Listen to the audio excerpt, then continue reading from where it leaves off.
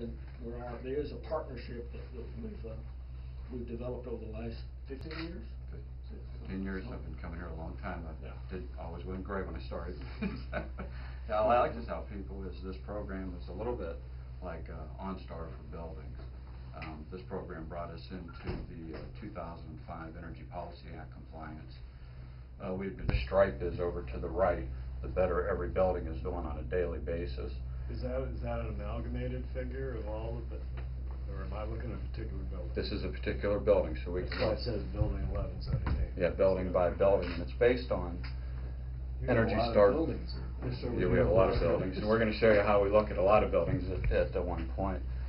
From this quick snapshot, we can also see what the comfort condition is in each building. We can see what our carbon footprint is, and we can also see how we're doing on demand, on peak demand. So we have consumption. Let me, just so I know what I'm looking at. As I'm facing it, the bar on the left is comfort. Is comfort. And how do you determine where's comfortable? I see a red thing there. What's that? Well, what the system does is the system looks at all of the temperature set points in the building, averages them together. So we see here inside set point, and then we see the actual inside air temperature.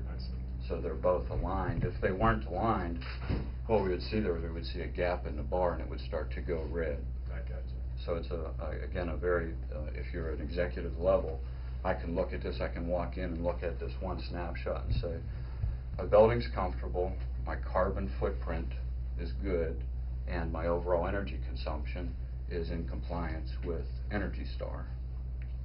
Okay. Now the standards by which you're rating good within tolerance, etc., is the 2005. The meter compliance is based on 2005. The building performance is based on Energy Star. Energy Star.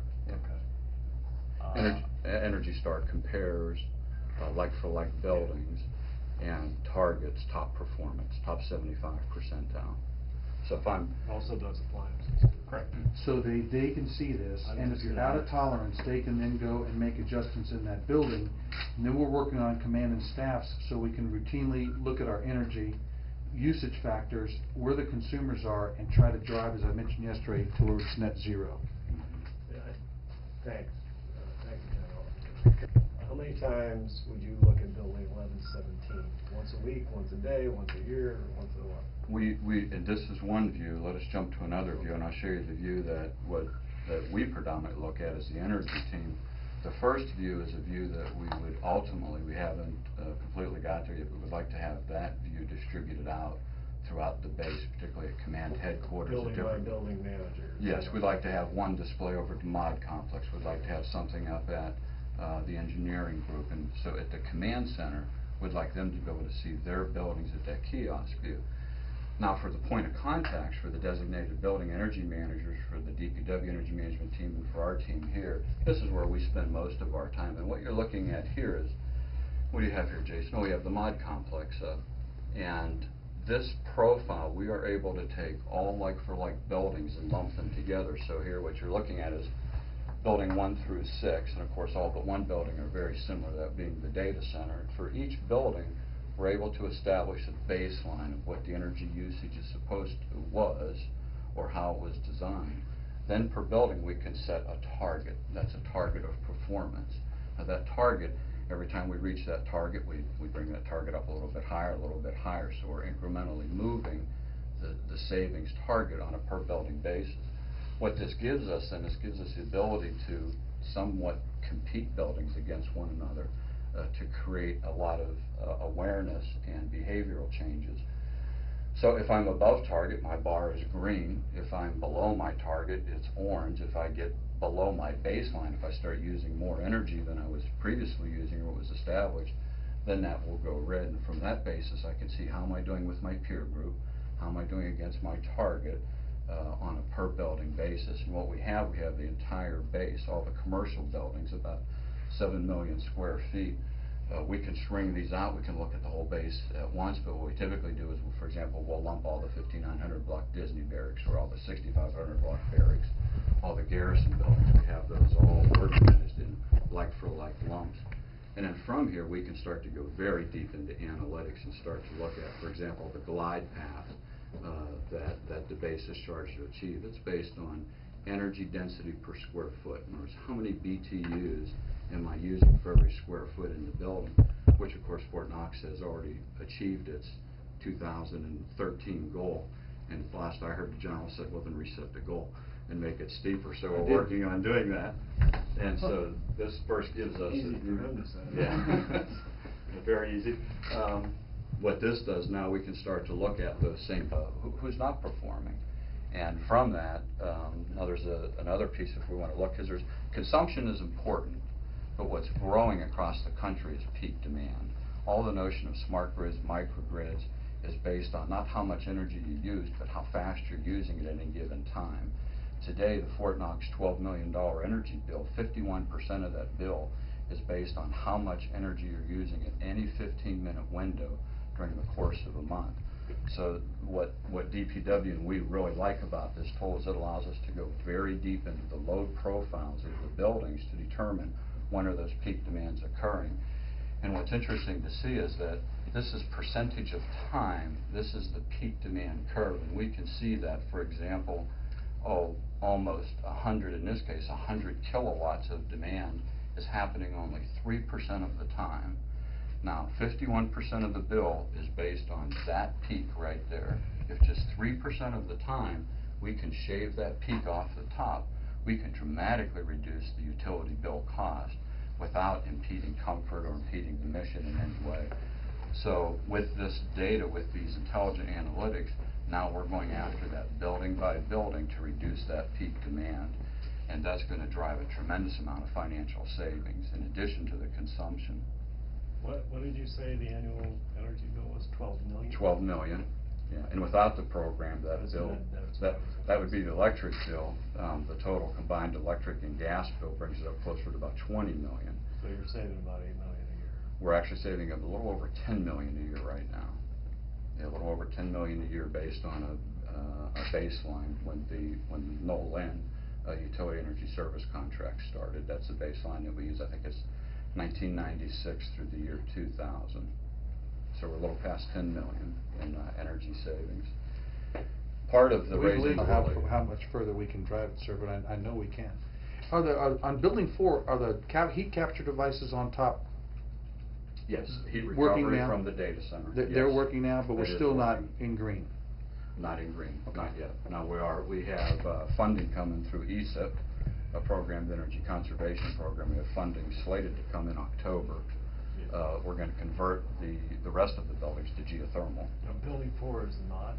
Yes, sir. That one building on the left-hand side there, the low building, Yeah. that's all the servers and routers for all of HRC and all of the sessions command. The whole. I'm sorry.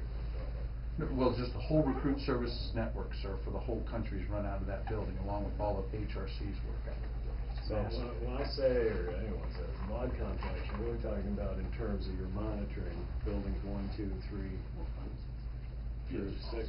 Yes, sir, there's 6 buildings. Yes. And 4's are.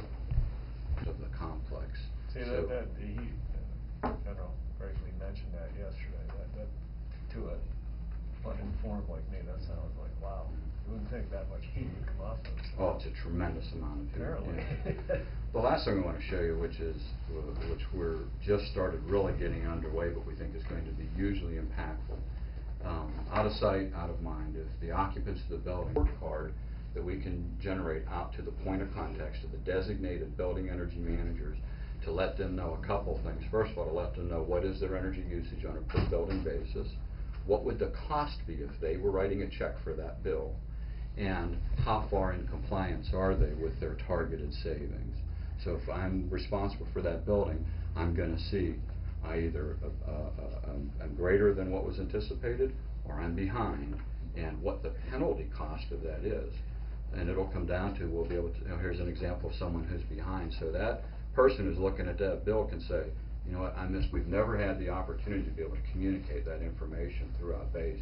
So we think just that alone will probably generate at least 2 to 2.5% of savings, because we have people here that want to do a good job, but in the absence of information, they can't act. We have energy managers, sir, and then in the command and staffs, we'll recognize those that are really doing a great job, and then those that are in the toilet, we'll encourage them to get into the right area. And the other thing is, we go 2 or 3 months. You saw that first report, he was at 5% savings, but he was actually at 9%. Well, if he goes a period of time at 9%, we're going to move his goal over to, we're going to reward him for, and we're going to tell him, now let's go to 12. An interesting thing, sir, you know, like, it's a competition of unawareness, but the IT guys, they want computers left on all the time, so anytime they want to put a patch on, they can do it. So it's ease for me. But we want to reduce that to say, no, we're going to leave them on just 1 day, and you're going to have to put your patches on that 1 day, because if we leave them on all the time, we consume the energy for the computers 24 hours a day, we drive the heat up in the room, then the air conditioning kicks on, and we're in this downward cycle of just consuming this energy that we shouldn't be consuming. We ought to give the money back. Yeah, you'll have guys that are turning each other's lights off and everything else. Now, the last thing, and we won't, I know we shoot up a lot of time, saving energy is one thing, but doing it while improving and sustaining the comfort for the occupants. The DPW's direction us has always been comfort, health, and wellness for our soldiers, for the family, for the people that work here. That's number one. So as we're driving down energy costs, we've been making great improvements, dramatic improvements in improving ventilation, controlling humidity, controlling temperature, and just overall making the space much more comfortable.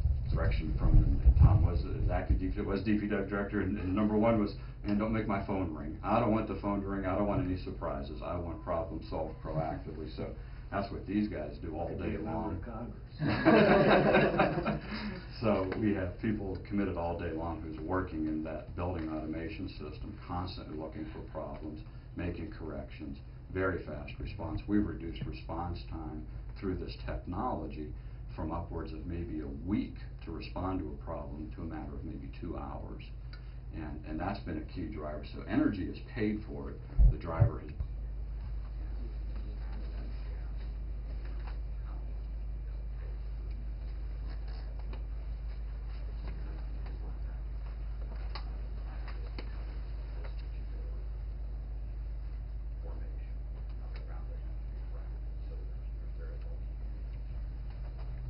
We also have huge underground storage capability for gas refrigerant. Power and gas. Sort of, probably was. Hi, ladies. How are you? Good, how are you? I'm real well. John McHugh. Nice to meet you. Nice to meet you. Or actually, Nice to meet you. Thanks for letting me visit. Clean energy. Got a Secretary of Defense that had a soft spot to start. Yes, sir. So Ryan's done an outstanding job here getting me the information he can. You do that as much as you can. Backdrop.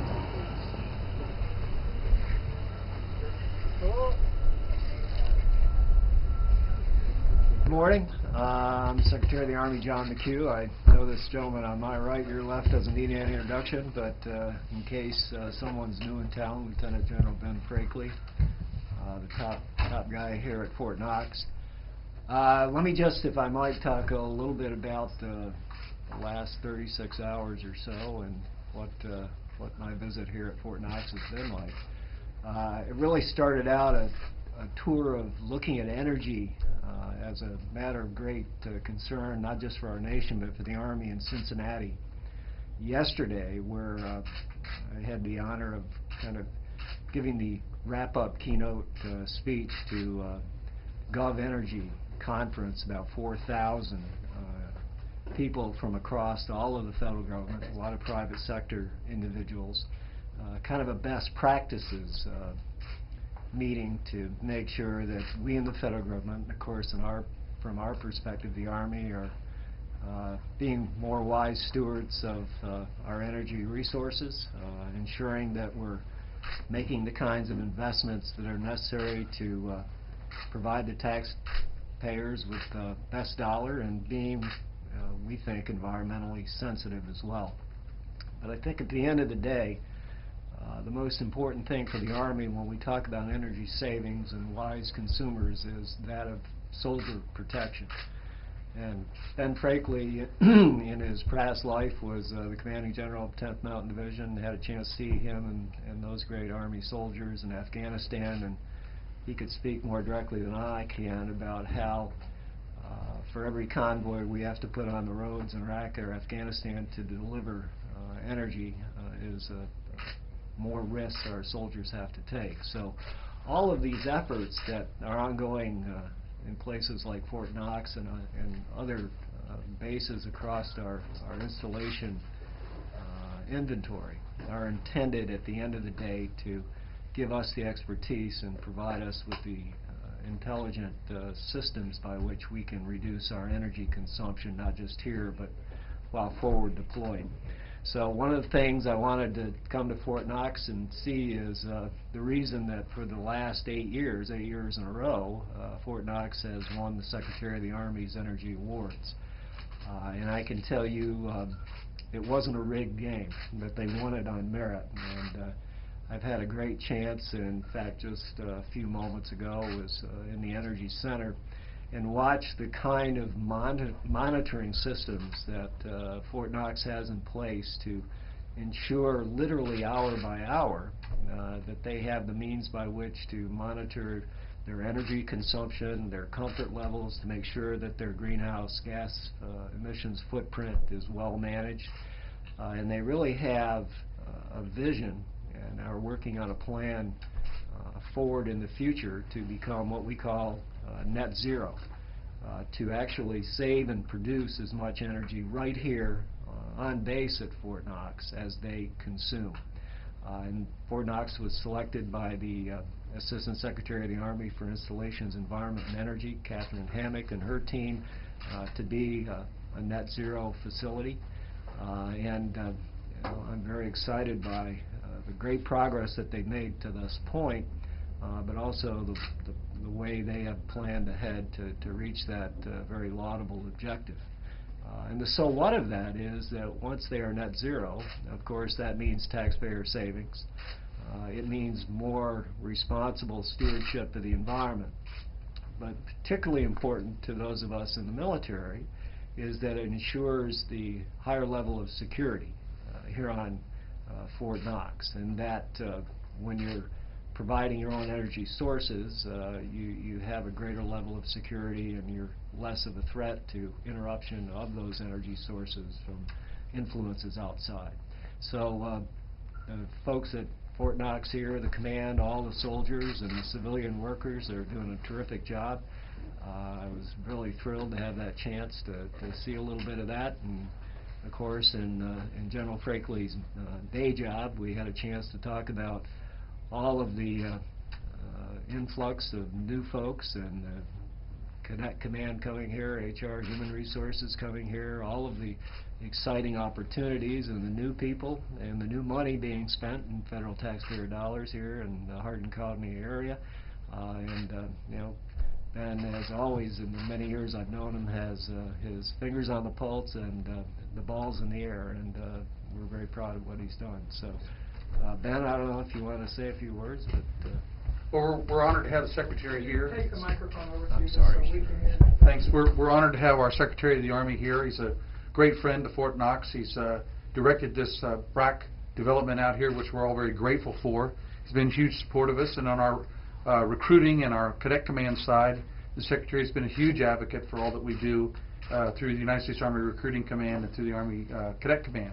So, sir, we're grateful to have you out here, and Secretary's got a good look at Fort Knox, seen what we are and what we can be, and he's visited with the commands, and it's just been a very good visit all around, and we're grateful for his leadership. Thanks. Be happy to take any questions you might have. Or not. Sir. Right off the bat, are there things you're seeing here, Mr. Secretary, at Fort Knox that can be easily implemented into other bases across the country, or is it just going to take a period of time before we see these things pop up in other locations? Well, we're certainly taking lessons learned. I don't want to say easily, because this base and the leadership here has been working this issue hard, as the 8 consecutive awards would suggest, for the better part of a decade. And clearly, in comparison to many other bases, they're light years ahead. So it'll take time to catch up, but the things that we can learn here are very important. The kinds of focus that they bring to it and the way in which they manage their overall resources and particularly monitor their utilization is something I think we have to integrate through all of our facilities and all of our bases. The other thing I think that they're really pioneering in, and that we have to look very seriously at integrating throughout the services, that is bring a sense of personal responsibility to this. They're developing ways in which the leadership across all of the buildings and various components of the installation understand what their energy utilization targets are given a monitoring of those targets, and that really causes buy-in.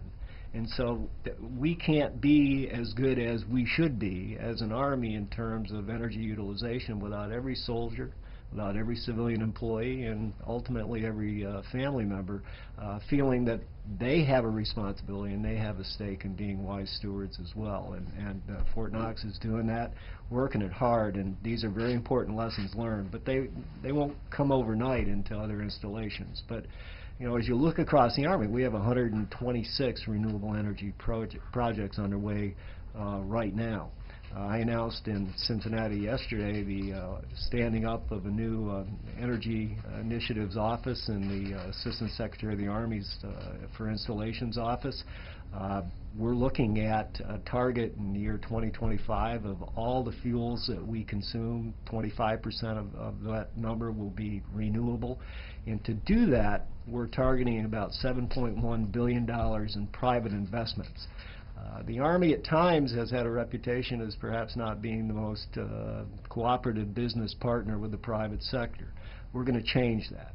We're going to use this office as a one-stop shop where places like, say, Fort Knox, where they want to enter partnerships for natural gas development, can go and find the necessary bureaucratic processes and do it easily and make an investment, whether it's at Fort Knox or some other installation, for shared power agreements and enhanced use agreements where private sector money can be placed into Army energy resources. The Army can benefit by reduced energy costs and free energy, and the private sector can benefit by taking those energy sources derived and putting them back into the private sector. So Fort Knox has been a leader in that as well, and we're working hard across the Army to be better stewards.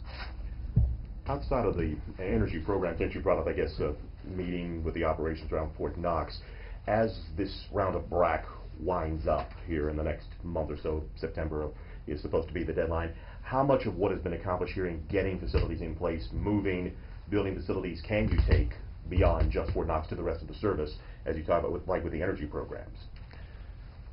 Well, we're going to do everything we can to take lessons learned from what is, and I suspect will be for some time the largest base closure round in the history of the process, and it has had its painful moments. And I know there were some challenges here at Fort Knox, but at the end of the day, in talking to General Farrisee and others here at Fort Knox, as we always have, we relied upon our people, both uniform and civilian, to pull us through, and they have been incredible. And as you drive around this base, I think you can see the positive aspects of that, all the new construction. As I understand it, there's about a positive at the end result of about an additional 8,000 people that will be employed here or utilized here on post, about a plus of about $45 million in civilian payroll, so that's a pretty good thing. The challenge in any base closure, whether you're a gainer or a contributor, is to try to make positives out of it. And we in the Army have taken not just this base closure round, but every base closure round and tried to tailor what is happening community by community to making it a net benefit to the greatest extent we can. And I will tell you, in my judgment, by virtually any measure, this base closure round has been a net positive for the Hardin County and Fort Knox community. We deeply appreciate the support outside the gate that has happened not just through this base closure, but literally since this base was really put on the map back in 1918. And it's a good place to have soldiers and their families, and they're good neighbors, and we like to be liked. Okay?